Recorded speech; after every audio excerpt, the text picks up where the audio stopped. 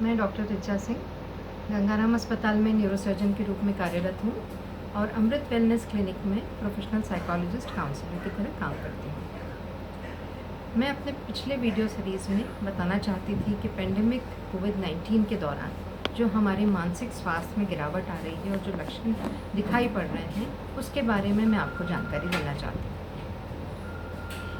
इसमें कुछ लक्षण हैं जो अवसाद के हैं, यानी कि डिप्रेशन के। उसके लक्षणों में कुछ इस तरह से समस्याएं पैदा होती हैं, जैसे कि दुखी रहना, मन उदास रहना, सुबह उठते से ही दुखी हो जाना और सारे दिन दुखी ही बने रहना, आसानी से रोने का मन करना, शरीर में गिरावट महसूस करना, थकान महसूस करना सारा दिन, ऊर्जा महसूस न करना काम करने के लिए, इच्छा न करना काम करने की, उत्साह महसूस न करना काम करने का, जिन कामों में पहले हमें रुचि होती थी वो कामों में अब मन न लगना, सारा दिन शरीर में गिरा गिरा महसूस करना, सोते रहने का मन करना। इसके अलावा नींद कम आना या बहुत ज़्यादा नींद आना, भूख कम लगना, वज़न कम होना या मन को अच्छा करने के लिए ज़रूरत से ज़्यादा खाना खाना। इसके अलावा और भी सिम्टम्स हैं, जैसे कि वर्थलेसनेस फील होना, यानी कि अपने आप में ऐसा लगना कि हम किसी काबिल नहीं हैं। फीलिंग ऑफ होपलेसनेस, हमें कुछ नहीं हो सकता, इसके आगे अब और कुछ नहीं, सारे लोग बीमार पड़ेंगे, सारे मरेंगे। फीलिंग ऑफ हेल्पलेसनेस, इसमें मैं क्या कर सकता हूँ, इसमें कोई भी क्या कर सकता है, सिचुएशन ही ऐसी है, कुछ नहीं बदल सकता। इस तरह की फीलिंग्स आना, इस तरह के थॉट्स और सोच लगातार बने रहना, रिपीटेटिव थॉट्स आना, और सुसाइडल टेंडेंसीज़ या सुसाइड के बारे में बात करना और सोच रखना। दोस्तों, ये सारे लक्षण अवसाद यानी कि डिप्रेशन के हैं। इन लक्षणों के द्वारा आप पहचान सकते हैं कि आपके घर में, परिचितों में, परिजनों में और पड़ोसियों में कुछ इस तरह की समस्याएं उत्पन्न तो नहीं हो रही। अगर हो रही हैं तो आपको उनकी मदद करना चाहिए, उनको मदद की आवश्यकता है। आप डॉक्टर से कंसल्ट कर सकते हैं, साइकियाट्रिस्ट के पास जा सकते हैं, साइकोलॉजिस्ट के पास जा सकते हैं। दोस्तों, इसके अलावा कुछ ऐसी भी चीज़ें हैं जो आप घर पे अपने आप भी कर सकते हैं, जैसे कि मैंने आपको पिछली वीडियो में भी बताया था। इनमें से कुछ तकनीक आज मैं बताऊंगी आपको, जैसे कि पहली है अपने श्वास पे ध्यान केंद्रित करना। सुबह उठने के बाद में 5 मिनट आप आती जाती सांस के साथ में ध्यान केंद्रित करें।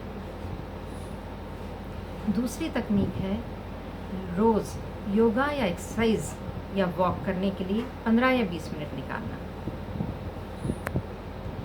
तीसरी तकनीक है अपनी कुछ इनर स्ट्रेंथ क्वालिटीज़ के बारे में एक डायरी मेंटेन करना। रोज़ आपको अपनी 2 क्वालिटीज़ के बारे में लिखना है। आप सोचेंगे इससे क्या होगा? उन क्वालिटीज़ के बारे में लिख के जो आप अच्छा फील करेंगे, जैसे कि एग्ज़ाम्पल के तौर पर मैं अच्छा बोल लेती हूँ, और इस क्वालिटी से आपको क्या फ़ायदा हो रहा है वह भी लिखना है। जैसे मैं अच्छा बोल लेती हूँ और इसके माध्यम से मैं आप तक पहुँच पा रही हूँ, मैसेज दे पा रही हूँ, जानकारी दे पा रही हूँ। इस कठिन समय में हम अपना ख्याल कैसे रख सकते हैं, यह मुझे किस तरह से हेल्प कर रहा है। तीसरी एक्सरसाइज ग्रैटिट्यूड प्रैक्टिस है।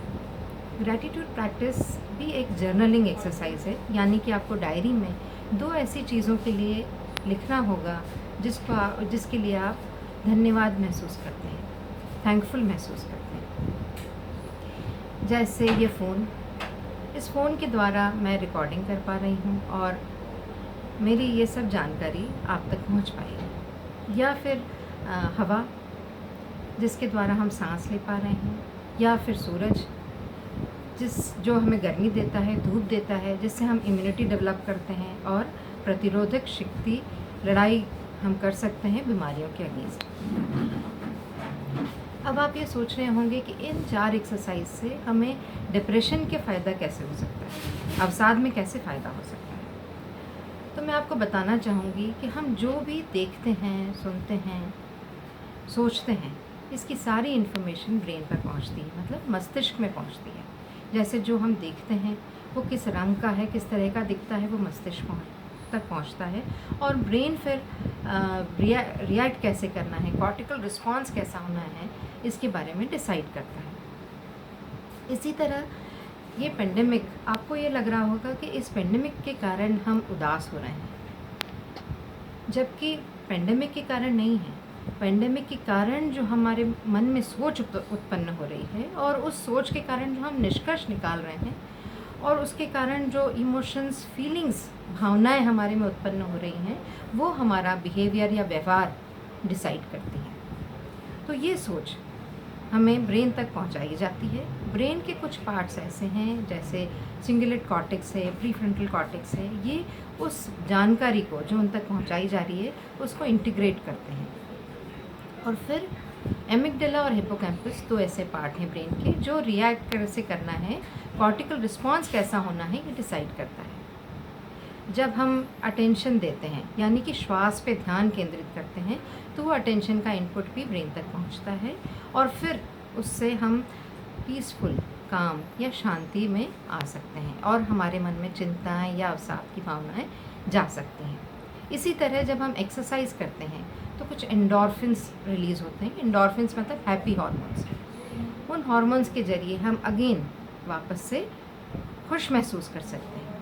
इस हैप्पीनेस की फीलिंग्स या इमोशंस जब ब्रेन तक पहुंचती है तो उसके कारण हमारा व्यवहार चेंज हो जाता है।